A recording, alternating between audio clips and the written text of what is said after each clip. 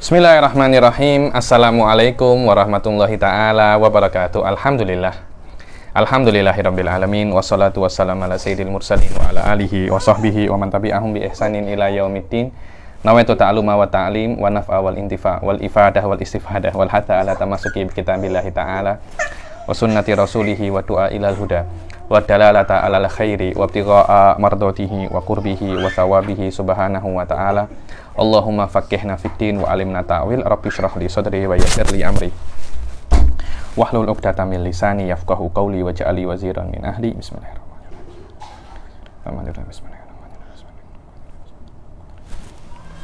Alhamdulillah kita jumpa lagi di kelas ke-18 daripada kitab Nailur Raja ini. Kita masih di dalam Arkanus Shalah. Setelah pertemuan yang lalu kita sudah menyelesaikan sadis min arkanis shalah wa huwa apa? Ar-ruku' wa tuma'ninatu fihi, tuma'ninah fi ruku'. Sekarang kita akan masuk rukun yang ketujuh daripada arkanus shalah. Nuhawil, kita berusaha di dalam kelas ini untuk menyelesaikan arkanus shalah. Kemudian di kelas yang akan datang kita akan masuk tentang hal-hal yang berkaitan tentang syartun fi kulli ruknin, yakni syartun niyah, kemudian takbiratul ihram wa hakadha ila an yantahi jami arkanis shalah. Jadi intinya sekarang ini hanya penyebutan rukun secara global saja. Kemudian setelah itu Imam Syekh Salim bin Semir akan menyebutkan tentang syarat di setiap rukun daripada rukun-rukun yang sudah disebutkan. Adapun rukun yang ketujuh daripada rukun sholat adalah al-i'tidal. Al-i'tidal. As-sabi al-i'tidal. Wal-i'tidal lughatan al-istiqomah. I'tidal secara bahasa maknanya apa? Al-istiqomah, tegak. Wa syar'an an ya'udar raki'u ila makana alaihi qabla ruku'ihi. Secara syariat yang namanya i'tidal adalah orang yang ruko itu kembali lagi sebelum dia ruko. Apa sebelum dia ruko? Ya berdiri kan, kita membaca Al-Fatihah dulu, surat pendek, kemudian ruko kan. Lah, i'tidal adalah kembali sebelum ruko. Apa sebelum ruko? Ya berdiri lagi semacam ini. Karena itu i'tidal itu adalah kembali ke sebelum ruko setelah setelah dalam keadaan ruko. Al-makna an-nasabi min arkanis shalah an ya'udal musalli ba'da ruku ila makana alaihi qablahu. Maknanya yang ketujuh daripada rukun sholat adalah musolli itu kembali setelah ruko ke keadaan sebelum dia ruko. Dan disyaratkan di dalam i'tidal ini, dan i'tidal ini dia khas ya, ada dua rukun yang khas daripada rukun-rukun fi'li, yaitu i'tidal dan julus bainas sajdatain, duduk di antara dua sujud. Dua rukun ini alal mu'tamad indah syafi'iyah, dua rukun ini adalah ruknun qasir. Mana ruknun qasir? Dia tidak boleh dipanjangkan, dan hakikat daripada i'tidal dan duduk di antara dua sujud ini, dia adalah pemisah antara dua rukun. Yakni maknanya i'tidal ini adalah pemisah antara rukuk dan sujud.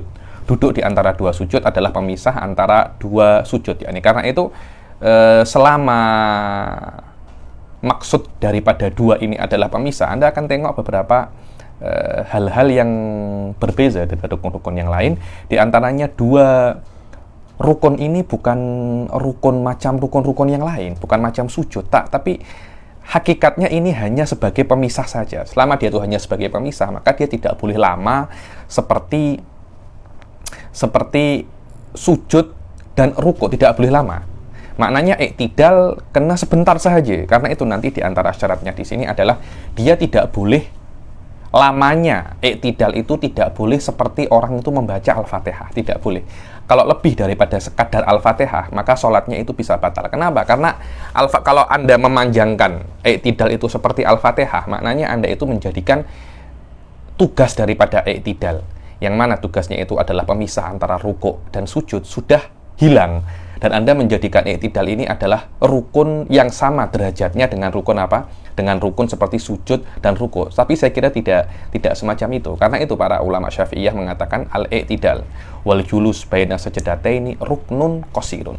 Rukun yang pendek. Maknanya dia tidak macam rukun-rukun yang lain, yang itu adalah rukun-rukun yang panjang, kecuali dikecualikan di dalam i'tidal menurut jumhurul ulama adalah i'tidal terakhir daripada sholat subuh. I'tidal daripada sholat subuh. Kenapa? Karena di dalam i'tidal terakhir daripada sholat subuh itu ada kunut. Ketika ada doa kunut, maka boleh dipanjangkan walaupun melebihi Al-Fatihah. Kemudian Imam Imam Ibn Hajar, Syekh Ibn Hajar Al-Haytami di dalam Tuhfah mengatakan dan dikiaskan di dalam i'tidal akhir, di dalam sholat subuh, semua i'tidal akhir di semua sholat. Contohnya i'tidal akhir di sholat duhur juga boleh dipanjangkan, i'tidal akhir di sholat asar juga boleh dipanjangkan. Wahakadha khilafan li Romli. Kenapa? Karena i'tidal akhir itu bukan hanya di subuh, tapi di setiap sholat itu ada. Karena itu Ibn Hajar mengatakan bahwasanya i'tidal akhir itu mahallu tatwilin fil jumlah. Mahallu tatwilin fil jumlah, tempat memanjangkan, tempat yang boleh dipanjangkan fi ba'di afrodil masail. Fi ba'di afrodil masail. Jayyid jiddan. Minum kahwa dulu biar tak salah paham. Orang-orang jauh cakapnya ngombe kopi sik ben gak salah paham katanya. Kalau minum kopi mate itu oke. Tak mengantuk. Jayyid jiddan. Wa yustaratu an la yaksida bihi ghairu, dan disyaratkan di dalam i'tidal itu tidak Anda itu ketika i'tidal Anda tidak bermaksud selain i'tidal. Macam mana contohnya itu? Contohnya Anda rukuk ya. Contohnya Anda rukuk, kemudian tengah-tengah Anda rukuk ada lipas lewat, ada lipas terbang di depan Anda atau ular melewat di depan Anda terkejut, akhirnya Anda berdiri. Lah, berdiri Anda itu bukan karena i'tidal, bukan karena Anda bermaksud i'tidal, tapi karena terkejut adanya lipas. Lipas itu kalau di dalam bahasa Indonesia namanya kecoa.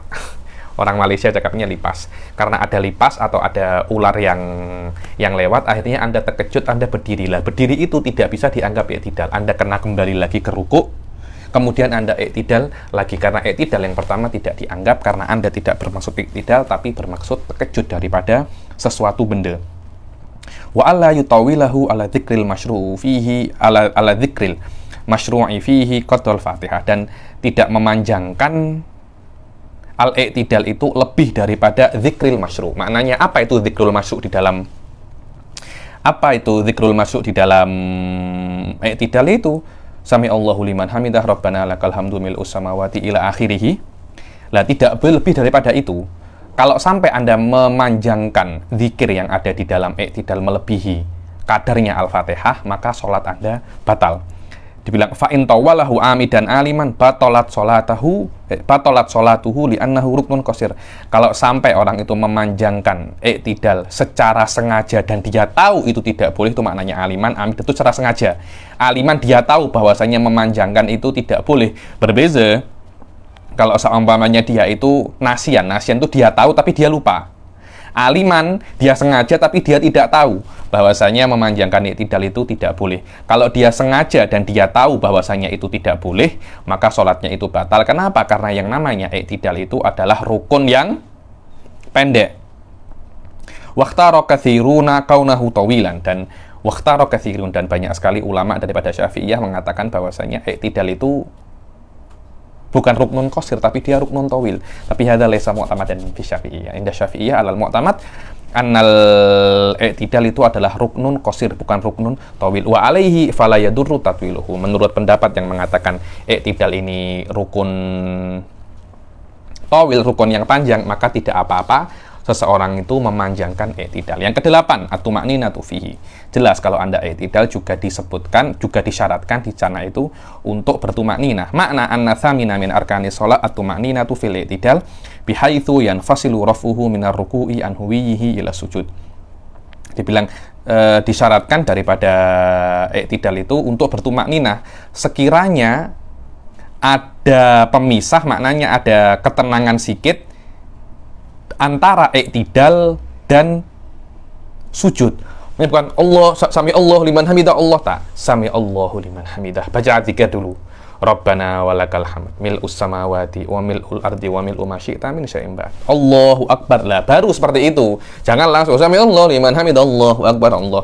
Itu tidak akan sah. Yang kesembilan daripada rukun sholat adalah as-sujudu marrataini. Sujud dua kali. Sujud apa? Dua kali. Ini bukan ini bukan maksudnya sujud dua kali setiap daripada sujud itu adalah rukun. Cuma karena gerakannya sama, syaratnya sama, maka disebutkan sekali saja. Sujud dua kali. As-sujudu lughatan at-tatamunu wal maili. Sajadah ay tatamun. Tatamun ini sikit menekan dan mail itu condong. Wakila al-khudu'u wa tadallul. Secara wakila ada pendapat mengatakan sujud itu adalah al-khudu'. Khudu' ini menghinakan diri. Khudu' merendahkan diri, wa tadallul merendahkan diri, berusaha untuk merendahkan diri. Wa syar'an mubasyaratu jabhatil musalli ma yusalli alaihi min ardin au ghairiha. Secara syariat yang namanya sujud ini penting. Jadi sini ada khilaf dalam sujud ini, ada khilaf antara Rafi'i wan Nawawi. Antara Rafi'i wan Nawawi yang muqtada khilaf di sini adalah di dalam sujud itu menurut mu'tamad indah Syafi'iyah wa huwa ma alaihi Nawawi di dalam Minhaj, dan mukhalifan beliau khilaf dengan Rafi'i di Muharrar bahwasanya yang namanya sujud, bismillah, yang namanya sujud itu menurut Imam Nawawi adalah meletakkan 7 anggota tubuh. 1, ini apa? Dahi. 2, telapak tangan. 2, 3 telapak tangan, maaf. Terus ini apa namanya? Lutut. Ada 2, berapa? 5. Kemudian sebagian daripada pertengahan atau perut jari kaki. Jadi ada berapa? Ada 7 lah. Menurut Imam Nawawi itu wajib untuk diletak. Cuma ada khilaf apakah itu rukun atau syarat. Ala kullin yang mengatakan itu rukun, yang mengatakan itu syarat, tetap wajib untuk meletakkan 7 anggota tubuh. Itulah yang di dalam hadis dikatakan umirtu an asjuda ala sab'ati a'dhum. Aku diperintahkan untuk sujud dengan 7 anggota tubuh. 7 anggota tubuh. Menurut Imam Ar-Rafi'i, sujud itu yang wajib hanya dahi saja. Yang lainnya itu tidak wajib, itu hanya sunnah saja. Sekiranya orang itu sujud hanya seperti ini, contohnya dia sujud seperti ini, tangannya tidak di tanah, menurut Imam Rafi'i tiada masalah. Menurut Imam Rafi'i apa? Tiada masalah. Tapi menurut Imam Nawawi bermasalah. Dan di sini biasanya karena ini kitab mubtadi hanya disebutkan mu'tamadnya saja. Suf tengok wa syar'an mubasyaratu jabhatil musalli ma yusalli alaihi min ardin aw ghairiha kadza arrafaul aksa. Kadza arrafaul aktsarul. Suf tengok. Mubasyarah, makna mubasyarah harus menyentuh kulit dahi ini dengan tanah. Yang mana tanah atau tempat dia sholat itu. Maknanya di sini hanya yang diwajibkan apa? Yang diwajibkan hanya menyentuh dahi saja. Karena ini bukan mu'tamad Syafi'iyah, karena itu definisi daripada ini dikritik oleh Said Ahmad bin Umar Syatiri mengatakan kadza arrafahul aktsarun. Kata-kata kadza itu menunjukkan adanya tamrid, adanya ketidaksetujuan terhadap definisi ini. Beginilah yang didefinisikan oleh majority daripada ulama. Wa alaihi, menurut pendapat ini, fawatu baqiyatil a'dha syurutun lahu. Dibilang menurut pendapat ini meletakkan bagian-bagian sujud yang lain daripada 7 ini, telapak tangan, terus ini lutut, kemudian kaki. Ini apa? Syurut, bukan arkan. Wakila as-sujudu wat'u jami'il a'dha asaba. Dikira yang namanya sujud itu bukan Anda meletakkan dahi saja, akan tapi meletakkan 7 bagian tubuh. Wa hadza huwal mu'tamad, yakni menurut pendapat yang pertama, meletakkan 6 bagian yang lainnya itu syartun. Menurut pendapat yang kedua, kila ini meletakkan itu semuanya adalah ruknun, wajib. Maknanya sujud tidak akan bisa terjadi kecuali Anda meletakkan 7 bagian tubuh. Cuma 7 ini, yang 6 ini syurutun atau syuturun, dibilang syurutun atau syuturun. Akan tetapi menurut dua pendapat ini tetap wajib untuk diletak. Wajib untuk apa? Diletakkan. Berbeza menurut Imam Ar-Rafi'i yang mengatakan bahwasanya meletakkan 6 bagian selain dahi ini hukumnya apa? Sunnah sahaja. Wal makna an-natasi'a min arkani shalah as-sujudu marrataini fi kulli rak'atin walis sujudi syurutun sata'ati. Dibilang dan ke-9 daripada rukun sholat adalah sujud 2 kali di setiap rakaat, dan syurutnya sujud akan datang di matan nanti, di kelas-kelas berikutnya. Yang ke-10 at-tumakninatu fihi, yang ke-10 adalah tumakninah di dalam sujud. Makna annal asyira min arkani shalah at-tumakninatu fi sujud bihaitsu yanfasilu huwiyuhu ila sajdatin an raf'ihi minha. Dibilang yang ke-10 adalah tumakninah, sekiranya di dalam tumakninah di dalam sujud itu ada space antara huwiyuhu. Huwi ini dia menuju ke sujud. Jadi dari atas ke bawah itu namanya huwi. Tak tahu di dalam bahasa Indonesianya mungkin menjatuhkan dirinya, menjatuhkan dirinya. Huwi itu adalah gerakan daripada atas ke bawah itu namanya huwi. Lah dari bawah ke atas namanya irtifa. Namanya apa? Irtifa atau rafa, yani bihaitsu yanfasilu huwiyuhu ila kulli sajdatin an raf'ihi minha. Yani tumakninah di dalam sujud itu diwajibkan sekiranya terpisah antara dia itu ke sujud dan dia naik daripada sujud kepada julus baina sajdatain atau kembali kepada berdiri lagi kalau itu rakaat ke pertama dan sujud yang kedua. Al-hadi asyar al-julusu baina sajdatain. Yang ke-11 daripada rukun salat adalah duduk di antara dua sujud. Al-makna annal hadiya asyara min arkani shalah al-julusu baina sajdataini wa syurutuhu an la yaksida bi rafi ghairahu. Dibilang ke-11 daripada rukun sholat adalah duduk di antara dua sujud, dan syaratnya tak jauh beza daripada syaratnya i'tidal. Kenapa? Sudah saya katakan di awal tadi bahwasanya ada persamaan antara i'tidal dan julus baina sajdatain. Apa itu? Dua-duanya adalah apa? Ruknun qasir. Karena itu syaratnya pun juga sama. Apa itu? An la yaksidar birraf'i ghairahu. Jangan sampai orang itu ketika nak julus baina sajdatain, duduk di antara dua sujud, dia bermaksud selain daripada duduk di antara dua sujud tadi itu. Kalau dia sujud, tengah-tengah sujud ada lipas lewat atau ular lewat, kemudian dia terkejut, dia langsung duduk. Apakah terkejutnya dia daripada sujud itu boleh dijadikan duduk di antara dua sujud? Tidak boleh. Kenapa? Karena ketika dia itu mengangkat selesai daripada sujud, dia tidak bermaksud untuk duduk di antara dua sujud, akan tetapi dia terkejut. Lah karena dia itu terkejut, dia kena mengulangi lagi daripada sujud lagi, kemudian dia kena duduk di antara dua sujud dengan maksud dia duduk di antara dua sujud, bukan karena maksud dia terkejut daripada lipas. Yang nomor 2 adalah an la yutawilahu ala dzikril masyru'u fihi qadra aqalli tasyahhud. Dibilang dia tidak memanjangkan duduk di antara dua sujud melebihi aqallu tasyahhud. Apa itu aqallu tasyahhud? Anda tengok saya punya kelas di Muqaddimah Hadramiyah, di matan Muqaddimah Hadramiyah disebutkan apa itu aqallu tasyahhud. At-tahiyyatu lillah. Assalamun alayka ayuhan nabiyyu. Itu ada aqallu tasyahhud, itu memang kena dihafal itu. Ada aqallu tasyahhud. Tasyahud yang kita baca sekarang ini at-tahiyyatu lillah. Itu ila akhirih.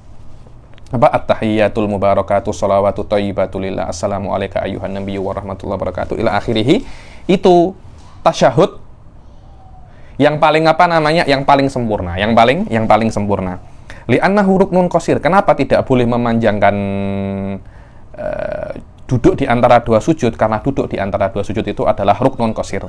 Akan tetapi banyak sekali ulama mengatakan dan memilih seperti yang ada di dalam i'tidal bahwasanya duduk di antara dua sujud itu adalah ruknun tawil, dan menurut pendapat yang mengatakan itu adalah ruknun tawil, tidak apa-apa dipanjangkan melebihi aqallu tasyahud. Bukan tasyahud ya, tapi aqallu tasyahud. Aqallu tasyahud itu adalah yang sekiranya kalau kurang daripada itu sholatnya batal. Apa itu aqallu tasyahud? Anda tengok di Muqaddimah Hadramiyah, di situ saya sebutkan apa itu aqallu tasyahhud. Nanti mungkin bisa saya tulis di kelas nanti atau macam mana. Saya tulis lafadznya apa itu aqallu tasyahhud di komen atau di di grup nanti insyaallah. Yang ke-12 adalah at-tumakninatu fihi. Al-makna anna tsaniya asyara min arkani shalah at-tumakninatu fil julusi baina sajdataini bihaitsu yanfasilu raf'uhu an sajdatil ula an huwihi ila tsaniyah. Yang ke-12 adalah tumakninah di dalam julus baina sajdatain, sekiranya terpisah antara duduk antara dua sujud dan dan sujud yang kedua. Yang ke-13 adalah at-tasyahudul akhir. At-tasyahud fil asal ismun li syahadataini faqat. Yang namanya tasyahud itu secara bahasa asalnya itu hanya nama untuk syahadaten, yakni atasyahad ay asyhadu alla ilaha illallah wa asyhadu anna muhammadar rasulullah. Sebenarnya lebih asal lagi daripada bahasa syahida yashhadu itu maknanya melihat, menyaksikan. Yang namanya menyaksikan itu Anda mengetahui berdasarkan mata. Berdasarkan apa? Mata, terutama berdasarkan mata panca indera, tidak semua panca indera tapi berdasarkan mata. Summa utliko, kemudian kata-kata tasyahud ini yang awalnya daripada menyaksikan melewati mata, kemudian diamik oleh syariat dengan makna syahadaten. Karena kenapa kok diamik syahadaten? Karena ada semacam sir di situ yang sudah mungkin pernah saya jelaskan di dalam awal-awal kelas ini, bahwasanya kita kena meyakini adanya Allah Subhanahu wa taala, yang mana kadar keyakinan itu besarnya macam kita melihat Allah Subhanahu wa taala. Walaupun kita tidak pernah melihat Allah, akan tetapi kita meyakini dan beriman kepada Allah besarnya macam orang itu melihat Allah Subhanahu wa taala. Karena itu ada sir di dalam kalimat itu tasyahud, dan karena ada sir seperti itu menunjukkan besarnya keyakinan terhadap Allah Subhanahu wa taala, kalimat tasyahud ini tidak boleh untuk diganti oleh Imam Syafi'i ketika ada orang nak masuk Islam. Karena itu ketika masuk Islam Anda kena mengatakan asyhadu alla ilaha illallah wa asyhadu anna muhammadar rasulullah, dan tidak boleh untuk diganti a'lamu alla ilaha illallah wa anna muhammadar rasulullah atau atayakon. Tidak boleh, karena mengetahui itu berbeza-beza dan yakin berbeza-beza. Tapi asyhadu adalah yakin dan mengetahui berdasarkan panca indera, dan itu min aqwa darajatil yakin, yang mana Imam Abu Hanifah memperbolehkan mengganti lafaz tasyahud asyhadu alla dengan kata a'lamu wa atayakon, khilafan li Syafi'iyah yang mengatakan di situ ada sir yang tidak bisa, ada rahasia. Mana rahasia ini, sir ini adalah bukan sir-sirnya ahli tasawuf ya, bukan itu. Cuma kata-kata sir ini dulu dipakai untuk sesuatu yang bisa diketahui dengan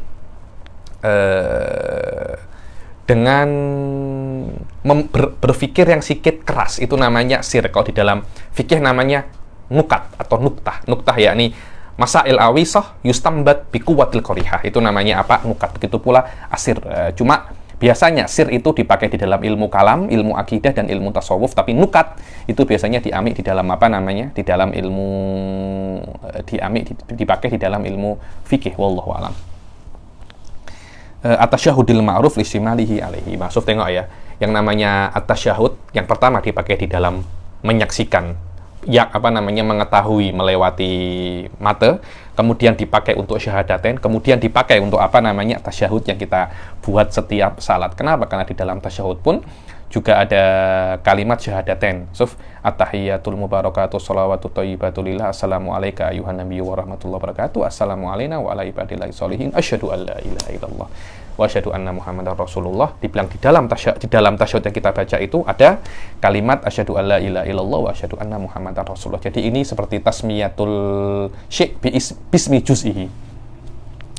Maknanya yang ke-13 daripada rukun-rukun salat adalah tasyahud yang dilakukan di akhir salat, wasayu lamima ya, dan akan dijelaskan di kelas-kelas yang akan datang ya. Dan disyaratkan di dalam tasyahud itu harus dengan bahasa Arab, tidak boleh dengan bahasa Inggris, bahasa Italia atau dengan bahasa Jepang. Anda tidak terjemahkan, tidak boleh. Kalau Anda tidak mampu, dulu saya itu ada orang mungkin ketika ketika dia kecil tak pernah belajar sholat, akhirnya setelah remaja umur 20-22 belajar sholat, akhirnya diajari pertama gurunya mengajarkan tasyahud dahulu. Bagaimana cara membaca tasyahud yang benar. Fa'in ajaza tarjama'anil ma'thuri faqad. Kemudian kalau Anda tidak mampu untuk melafadzkan tasyahud dengan bahasa Arab, maka Anda boleh menerjemahkan tasyahud itu, baru boleh. Kalau tidak bisa dengan bahasa Arab, baru Anda menerjemahkan tasyahud. Tapi tidak semua tasyahud Anda terjemahkan, yang ma'thur faqad. Wallahu a'lam, yang ma'thur ini mungkin adalah yang dimaksud oleh ma'thur ini yang warad daripada Rasulullah Shallallahu Alaihi Wasallam, itu adalah aqallu tasyahud. Itu adalah aqallu tasyahud. Maknanya kalau Anda kejap saya taklik dulu.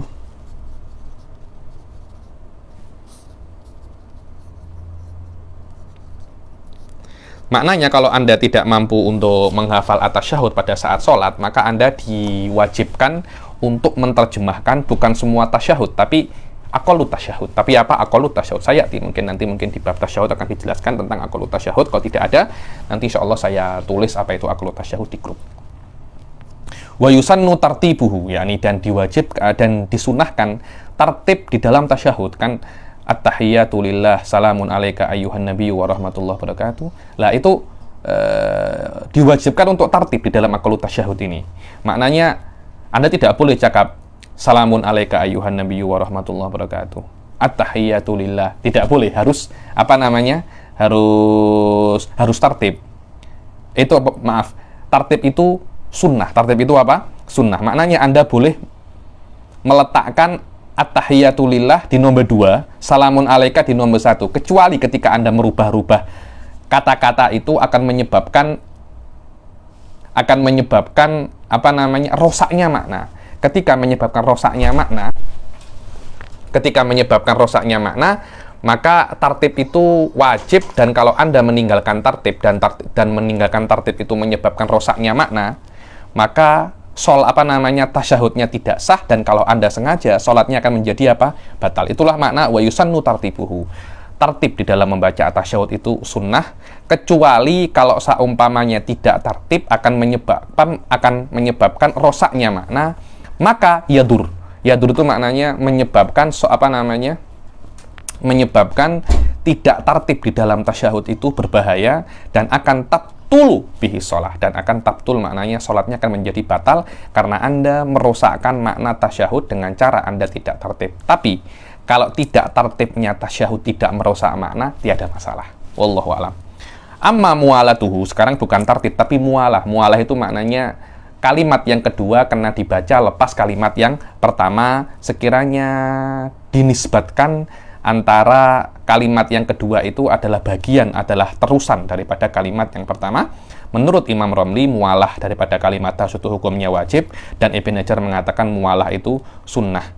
Dan disyaratkan di dalam tasyahud majoriti dan baki daripada syurutul al-fatihah. Insyaallah sayati syurutul al-fatihah mungkin di kelas yang akan datang esok mungkin, atau kelas akan datang minggu depan akan dijelaskan apa saja syurutul al-fatihah. Dan syurutul al-fatihah semuanya itu adalah syurutut tasyahud. Walau ajaza anhu au anis sholat ala nabi sallallahu alaihi wasallam ba'dahu lam yajib badalahu inda Ibn Qasim wa nukila anir Romli al-wujud. Kalau orang tidak bisa untuk tasyahud, kalau orang tidak mampu untuk tasyahud atau tidak mampu melafadzkan sholal ala Nabi Shallallahu Alaihi Wasallam setelah tasyahud, maka tidak wajib untuk gantinya, yaitu menerjemahkan saja. Bukan Anda amik zikir yang lain seperti Al-Fatihah. Kan Al-Fatihah kalau tidak mampu, Anda diwajibkan untuk cari zikir lain yang hurufnya sama seperti Al-Fatihah, atau ayat lain. Apakah di dalam tasyahud juga sama seperti itu? Tidak. Terus macam mana? Terjemahkan saja. Karena tasyahud ini bukan kalamullah, tapi itu adalah hadis, dan riwayatul hadis itu bil makna boleh berbeza dengan Al-Quran. Anda tidak boleh untuk menerjemahkan Al-Fatihah ketika Anda tidak mampu untuk membaca Al-Fatihah. Kenapa? Karena terjemahan Al-Quran bukan Al-Quran. Wa nukila anir Romli al-wujub, dan dinukil daripada Imam Romli wajib untuk badal, tapi wallahu a'lam hadza ka'annahu laisa mu'tamad. Hatta nukilnya kata-kata nukila. Kata-kata nukila ini menunjukkan bahwasanya nafsu penukilannya ini laisa qawiyan, wallahu a'lam. Yang ke-14 adalah duduk di dalam tasyahud akhir. Makna yang ke-14 daripada rukun-rukun salat adalah duduk di dalam tasyahudul akhir bagi yang mampu untuk duduk. Kalau yang tidak mampu untuk duduk, boleh tasyahud akhir dalam keadaan berdiri. Mungkin kalau duduk dia sakit atau pening atau macam mana. Yang ke-15, sholat ala Nabi Sallallahu Alaihi Wasallam, fi sholat kepada Rasul Sallallahu Alaihi Wasallam di dalam tasyahudul akhir.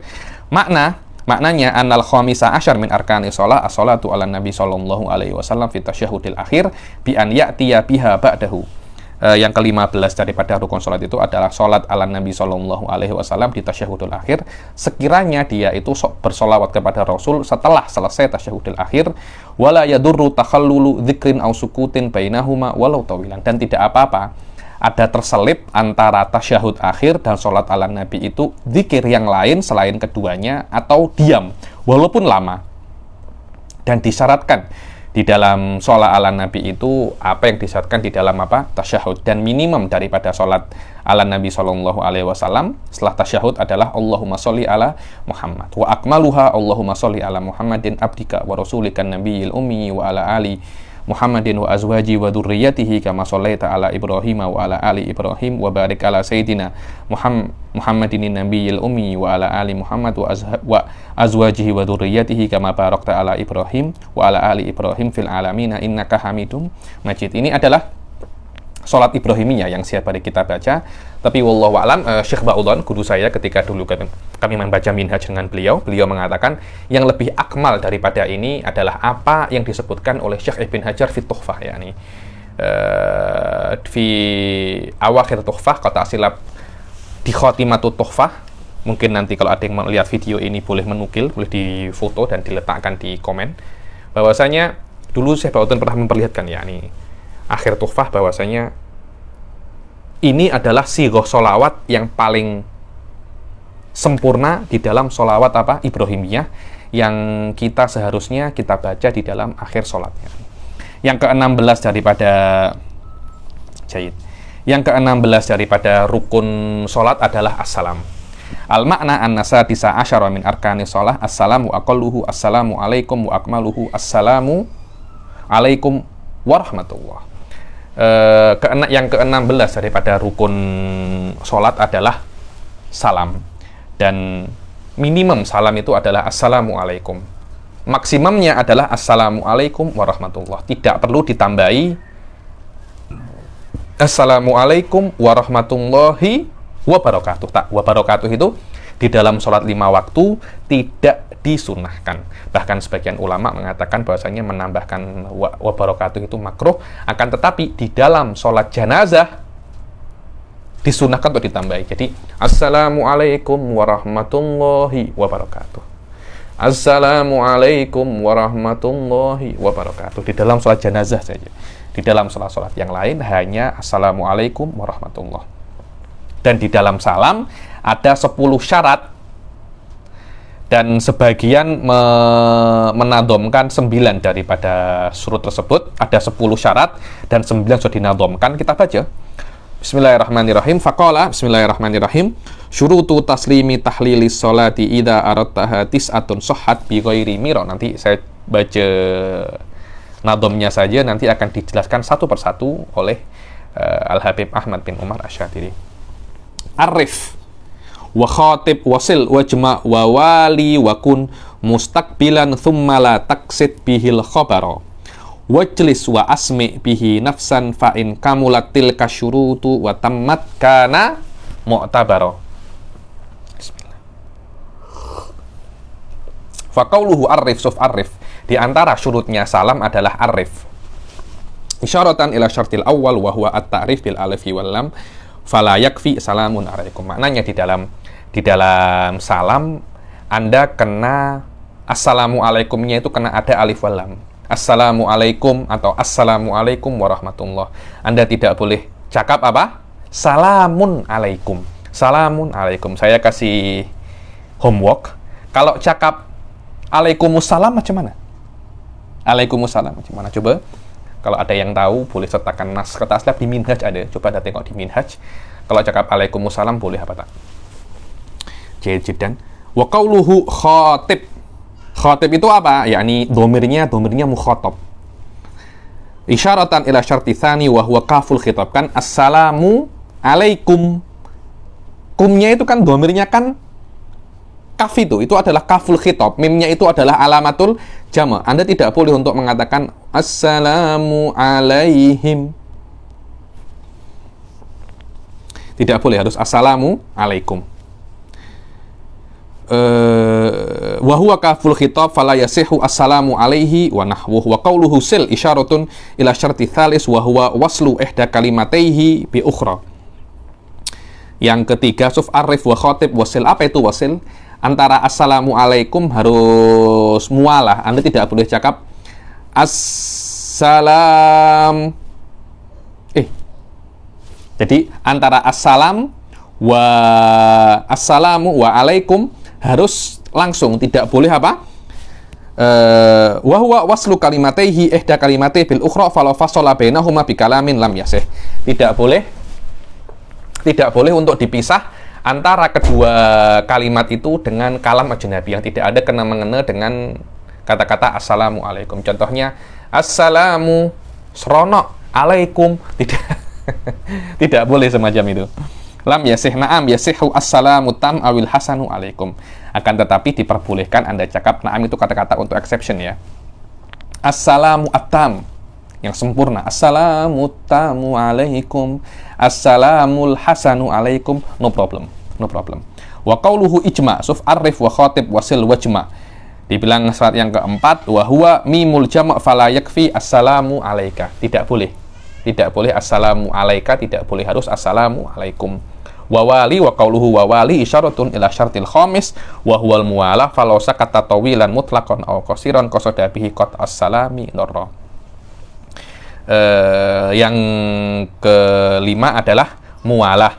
Kalau seumpamanya dia itu diam tawilan mutlaqan, diam tawil itu maknanya wallahu a'lam, mungkin tolak ukur panjang ataupun pendek di dalam masalah ini adalah mazada ala saktati tanafusin wa'i, yakni kalau lebih daripada diam nak bernafas assalamu alaikum, lah ini kan hanya untuk bernafas. Kalau hanya untuk bernafas tak ada masalah. Kalau hanya untuk bernafas atau i ini mulut dia macam apa ya, mungkin lidahnya terselip atau apa, itu tidak ada masalah. Memang kadangkala orang itu kalau nak cakap lidahnya itu mungkin terjepit atau lidahnya itu tersilap atau apa, itu tidak ada masalah, namanya saktatu ai. Lah kalau lebih daripada diam untuk bernafas atau lidahnya itu mungkin terselip atau tergigit, lebih daripada itu dikatakan saktatun tawilah, dan itu akan membuat salam itu tak sah dan kena mengulangi salam yang baru. Karena itu itulah makna apa mutlakon. Adapun sukutun qasir, yakni hanya untuk bernafas atau saktatui, itu tidak apa-apa, kecuali kalau sukut qasir ini berniat untuk qat ussalam dorro, untuk qat ussalam, maknanya saya memang diam ini untuk membatalkan salam saja, maka itu tidak boleh. Anda kena mengulangi salam daripada awal, bukan mengulangi sholat tapi mengulangi salam. Wa qauluhu wa kun mustaqbilan isyaratun ila syarti sadis wa huwa istiqbalul qiblah bisodr. Maknanya mustaqbilan adalah ketika salam Anda kena menghadap kiblah. Jangan assalamualaikum warahmatullah macam ini tak sah nanti sholatnya. Hati-hati, banyak orang buat itu ketika dia sholat jenazah. Ketika dia sholat jenazah dia buat macam itu, kan sholat jenazah kan berdiri. Assalamualaikum warahmatullah, yang benar semacam ini. Assalamualaikum warahmatullah. Karena orang assalamualaikum warahmatullah, assalamualaikum warahmatullah, akhirnya dadanya tidak menghadap kiblat dan itu membatalkan sholat. Wa qauluhu la taqsid bihil khabara isyaratun ila syarti sabi wa huwa an la yaqsid bisalam al khabar faqat bal tahallul wahdahu aw ma al khabari aw yutlaq. Dibilang kan assalamualaikum itu kan mubtada dan khabar. Anda tidak boleh untuk bermaksud assalam itu hanya mengatakan mubtada dan khobar atau dibilang jumlatun khobariyah. Mana jumlatun khobariyah itu sudah terjadi, sekarang Anda kabarkan. Tidak semacam itu, karena assalamualaikum itu dia adalah insya, yakni khobariyah lafdun insya'iyatun makna Anda itu mengucapkan assalamualaikum untuk buat hal, yaitu Anda nak keluar daripada sholat, bukan Anda nak mengkhabarkan sebelum saya salam saya sudah keluar daripada sholat. Itu namanya khobar, karena itu tidak boleh di dalam salam. Anda hanya bermaksud khobar, tetapi Anda kena bermaksud di dalam salam itu bermaksud untuk tahallul saja. Tahallul itu untuk keluar daripada sholat sahaja, atau tahallul dengan khobar atau tidak bermaksud apa-apa, cukup. Wa qauluhu ijlis isyaratun ila syarti tsamin wa huwa an ya'ti bisalam min julus, yakni ketika salam Anda kena duduk, tidak boleh berdiri. Wa qauluhu asmi' bihi nafsan isyaratun ila syarti tasi' wa huwa an yusmi'a bihi nafsahu haitsu lam. Dibilang assalamualaikum itu Anda kena mengeluarkan suara sekiranya Anda sendiri faham, tidak boleh Tidak boleh semacam itu. Harus ada suaranya sekiranya Anda boleh dengar. Yang ke-10 yang tidak disebutkan di sini adalah an la yazida aw yunkisa ma yughayyirul makna wala budda an yakuna bil arabiyyah in qadara 'alaiha wa illa tarjamahan. Dibilang di dalam salam itu tidak boleh menambahi lafaz atau mengurangi lafaz sekiranya mengurangi atau menambahi lafaz itu merusak makna. Contohnya apa menambahi makna itu? Assalamun nakisu alaikum. Itu mengurangi makna itu. Itu merubah makna. Dan harus assalam itu menggunakan bahasa Arab. Kalau tidak mampu assalamualaikum dengan bahasa Arab, Anda boleh terjemahkan. Karena kenapa? Assalamualaikum bukan Al-Quran. Bukan Al-Quran. Yang ke-17 daripada syarat sholat adalah tartib. Tartib itu maknanya Anda kena buat dari nomor 1 sampai nomor terakhir itu sampai nomor 16 secara berurutan, tidak boleh dikedepankan satu sama lain. Makna an-nasab ya asyara min arkani sholah tartibuhuma kama dzukir. Dibilang yang ke-17 daripada rukun-rukun sholat itu tartib.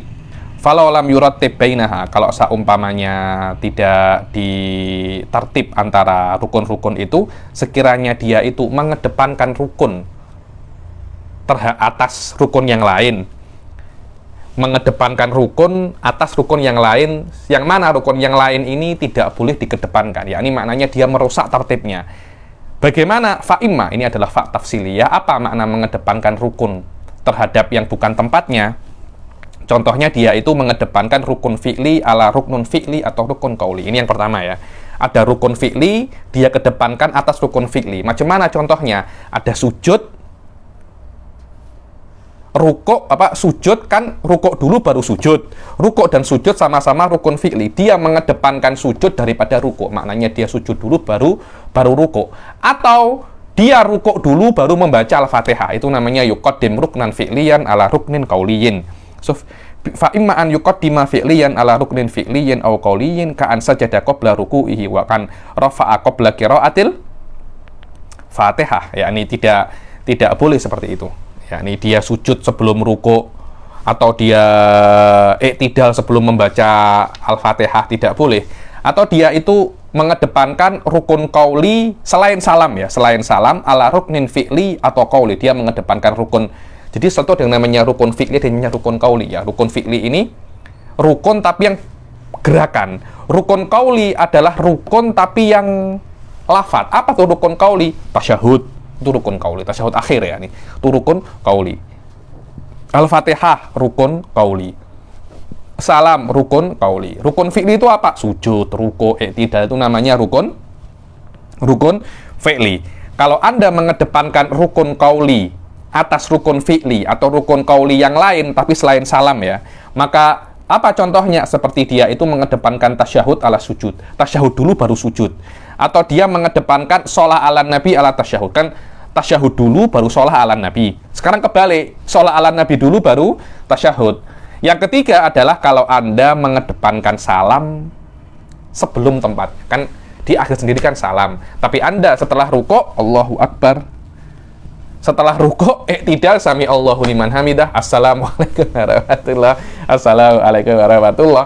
Jadi Anda mengedepankan salam sebelum sebelum tempatnya. Fafil ula, di yang pertama yaitu kalau Anda itu mengedepankan rukun fi'li ala rukun fi'li atau ala rukun qauli, seperti Anda mengedepankan sujud ala ruku atau ruku ala Al-Fatihah. Kalau seumpamanya dia tahu itu tak boleh dan dia sengaja, sholatnya batal.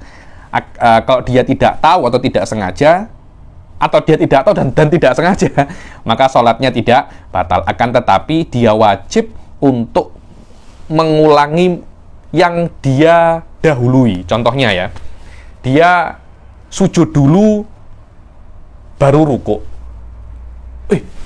Saya tadi mengedepankan sujud daripada rukuk. Anda kena langsung balik ke rukuk. Dengan catatan Anda belum sampai rokaat yang setelahnya. Contohnya di rokaat pertama, Anda sujud dulu, baru Anda i'tidal. Contohnya ya, contoh seperti itu. Di i'tidal Anda sadar, ya Allah, tadi saya ini sujud dulu, kemudian saya i'tidal. Anda langsung rukuk saat itu. Langsung rukuk. Kenapa?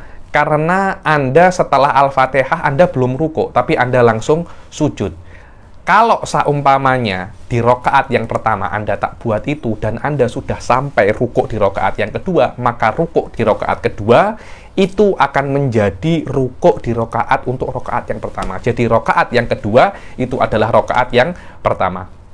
Dibilang, dan itulah makna kalimat daripada minhaj, fama ba'dal matruki laghun, dan setiap dan semua rukun yang Anda lakukan setelah rukun yang Anda tinggalkan seperti tidak dianggap apa-apa. Maka sujud Anda, iktidal Anda, semuanya tidak dianggap karena Anda sudah meninggalkan rukuk di dalam rakaat pertama. Maka ketika sudah sampai rukuk di rakaat yang kedua, rukuk di rakaat kedua akan menjadi rukuk di rakaat pertama. Jadi Anda rakaat kedua itu macam penyempurnaan daripada rakaat yang pertama.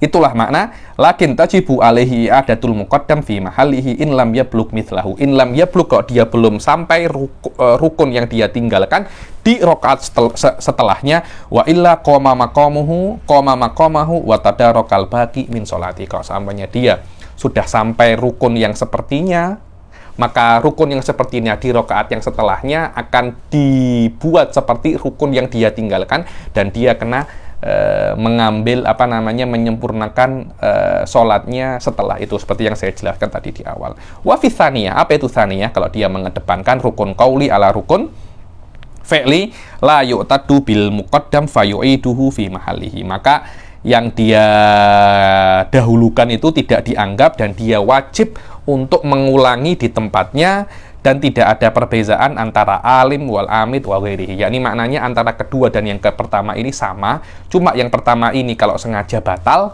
di dalam yang kedua ini kalau sengaja tak batal. Tidak sengaja tak batal, cuma wajib untuk mengulangi seperti, jadi kalau dia rukuk dulu, sujud, tadi aku belum Al-Fatihah, langsung dia masuk, langsung dia berdiri lagi dan membaca Al-Fatihah. Dan kalau dia sengaja, tiada masalah. Kalau dia sengaja, tiada masalah. Wala yu'tadu bil muqaddam fa yu'iduhu fi mahallihi wala farqa fiha bainal amid wal alim wa ghairihi. Wa fi tsalisah tabtulu bihi sholatuhu in alima wa ta'ammada wa illa fala. Dibilang yang ketiga ini, ya ini Anda mengedepankan salam, Anda mendahulukan salam daripada tempatnya, maknanya belum waktunya salam Anda sudah salam. Kalau Anda sengaja buat macam itu dan Anda tahu itu tak boleh, sholat Anda batal. Kalau tidak, ya tidak batal. Wa ya'ti bis salami fi mahallihi walau ba'da tulil fasal. Dibilang, dan Anda akan wajib untuk mengulangi salam di tempatnya walaupun antara salam yang pertama dan yang kedua yang Anda salah itu, salam yang pertama yang Anda salah dan yang kedua itu ada tulil fasal, tiada masalah. Wa fi kullil ahwalil madhkur, dan di setiap kondisi yang pertama dan yang ketiga yang kedua, kalau seumpamanya tidak batal, maknanya kalau tidak sengaja atau di dalam yang kedua itu mutlakon, maka wajib untuk sujud sahwi kecuali di kondisi yang ketiga, yakni yuqaddimu salam ala ghairihi. Kenapa? Karena ketika Anda salam, Anda sudah tidak bisa untuk sujud sahwi lagi. Karena sujud sahwi itu sebelum salam, bukan setelah salam. Wa illa fima idza qaddama sholata ala nabi ala tasyahud ala tasyahud. Dibilang, kalau seumpamanya Anda itu mengedepankan sholat ala nabi ala tasyahud, kan maknanya tidak boleh, kan harusnya tasyahud dulu baru sholat ala nabi, tapi Anda balik. Terus kalau balik macam mana? Anda macam tidak dianggap sholat ala Nabi, maknanya Anda kena mengulangi tasyahud lagi, kemudian mengulangi sholat ala Nabi, baru Anda sujud sahwi. Karena kalau Anda mengedepankan sujud, mengedepankan Anda tidak tertib di dalam sholat ala Nabi, Anda masih bisa untuk sujud sahwi. Kenapa? Karena tempatnya sujud sahwi setelah sholat ala Nabi. Tapi tempatnya sujud sahwi sebelum salam, bukan setelah salam. Wah, kata ya nih. Dan insya Allah masalah ini akan kita tafsil ketika kita akan masuk di dalam bab sujudus sahwi. Jayyid jiddan.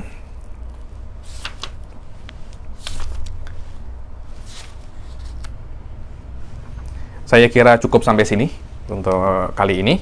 Dan kita akan teruskan kelas ini esok insya Allah, dan kita akan baca An-Niyatu Salas Darajat. Ya, jiddan. Dengan ini mungkin kita sudah hampir setengah daripada kitab, ya, ini sudah hampir setengah daripada kitab. Kalau sudah babu sholah ini selesai, saya kira kedepannya akan lebih mudah, ya, ini karena memang bab yang paling panjang dan yang paling mungkin membosankan, ya, menurut saya, wallahu alam, ya, ini adalah kitab sholah. Kenapa? Karena kita banyak ulangi sehari-hari, tapi walaupun seperti itu kita kena sabar dan kita kena baca satu persatu, karena yang namanya fikih itu kita tidak boleh terburu-buru. Ini adalah nasihat daripada saya. Mungkin beberapa orang tengok kelas ini membosankan, akan tetapi kalau Anda tidak paham bab basic-basic yang ada di dalam kitab ini, saya tak kira kitab-kitab yang akan datang Anda akan boleh paham, ya. Walaupun Anda kira, oh saya sudah baca kitab ini loh, baca, semua orang boleh baca, tapi paham itu cerita lain. Ya, ini Anda baca belum tentu Anda paham, ya. Ini dulu ketika saya baca Tahdzibul Mantiq, ketika baca Syamsiyah, tidak bisa sekali dua kali baca. Kena 3-4 kali baru mungkin akan paham sebenar-benarnya. Syekh Muhammad bin Ali Al-Khatib mengulangi kitab ini, mengulangi Safinah kira-kira 10 atau 15 kali agar untuk benar-benar paham 100%. Kenapa? Karena kadangkala ketika Anda itu paham, belum tentu yang Anda pahami itu benar. Sampai mungkin Anda jumpa kawan, kemudian Anda memperlihatkan kefahaman Anda kepada kawan Anda. Nanti kawan Anda mungkin akan sadar apa yang Anda pahami itu ada yang salah, dan itu adalah hal-hal yang sangat penting dengan akron yang namanya mudarosah dan hal-hal yang semacam itu, ya, nih. Karena itu saya tak terburu-buru di dalam masalah fikih ini satu persatu, dan itulah yang dikatakan oleh Imam Nawawi di dalam Muqaddimatul Minhaj, at-tafaqquh. Makna tafaqquh itu akhdul fikhi mas'alatan masalah. Maknanya tafaqquh fiddin itu bagaimana Anda itu amik masalah atau ilmu di dalam agama itu satu demi satu. Anda tidak bisa untuk amik itu langsung, oh saya nak baca minhaj, tak boleh macam itu. Karena boleh jadi Anda salah faham terhadap apa yang ada di dalam minhaj, dan itu lebih berbahaya daripada Anda tidak faham. Salah faham, betul itu, salah faham lebih bahaya daripada tidak faham, karena salah faham itu jahlun murakkab, tapi tidak faham itu adalah jahlun basit. Wallahu alam. Jika ada pertanyaan boleh ditanyakan. Kita akhiri sampai sini. Wabillahi taufiq wal hidayah. Assalamualaikum warahmatullahi taala wabarakatuh.